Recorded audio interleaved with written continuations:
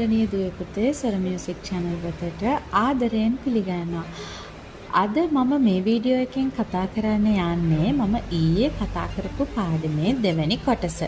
ඊයේ මම කතා කරේ ඔයාලට ට්‍රිබල් ක්ලෙෆ් බේස් ක්ලෙෆ් කියන මේ ක්ලෙෆ් දෙකේ ස්පේසස් වල තියෙන නෝට්ස් ගැනනේ. අද මම කතා කරන්නේ ලයින්ස් වල තියෙන නෝට්ස් කොහොමද අයිඩෙන්ටිෆයි කරගන්නේ කියලා, අපි හඳුනගන්නේ කියලා. ඉස්සෙල්ලාම අපි බලමු ට්‍රිබල් ක්ලෙෆ් එකේ ඉරි මත පිහිටි ස්වර මොනවද කියලා. අපි එදා ඉගෙන ගත්තා ට්‍රිබල් ක්ලෙෆ් එකේ ස්පේසස් වල ෆේස් තියනවා කියලා. FACE කියන නෝට්ස්. එතකොට මේ පළවෙනි ස්පේස් එකනේ. එතකොට එයාට කලින් එක්කෙනා තමයි ලයින් එක කියන්නේ. ඒ කියන්නේ මෙතන තියෙනවා E.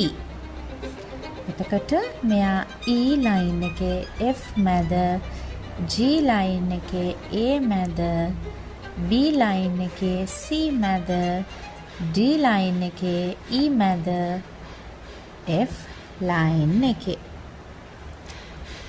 මතකයිනේ ස්පේසස් වල අපි FACE ඉගෙන ගත්තා. එතකොට අද අපි ඉගෙන ගන්නවා ඉරි මත පිහිටි ස්වර. පළවෙනි ස්පේස් එකේ තියෙන F. එතකොට F එකට කලින් තමයි ඉර පිහිටලා තියෙන්නේ. ඒ කියන්නේ මෙතන තියෙන්නේ අපිට E කියන ස්වරය.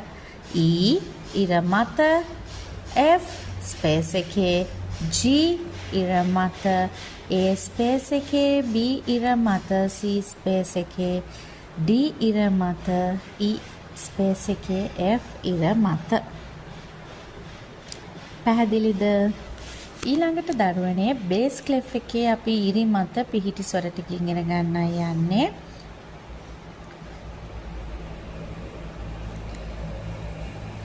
මම ඔයාලට ඊයේ මේ ට්‍රිබල් ක්ලෙෆ් එක සම්බන්ධව ස්පේසස් වලින් බේස් ක්ලෙෆ් එකේ ඉරි මත පිහිටි ස්වර හොයාගන්න හැටි මම කවනේ. පළවෙනි නෝට් එක කට් කරලා මෙන්න මෙයාව පළවෙනි ස්පේස් එකට දැම්මහම බේස් ක්ලෙෆ් එකේ මේ නෝට් එක තමයි මෙතනට එන්නේ කියලා.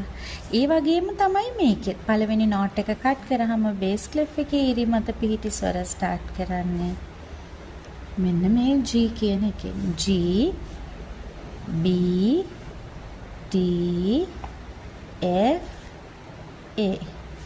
G B D F A කියන ස්වර ටික තමයි බේස් ක්ලෙෆ් එකේ ඉරි මත පිහිටලා තියෙන්නේ. එහෙනම් හොඳට මේ ටික පුහුණු වීම කරගන්න. ගෙන් යන්නම්.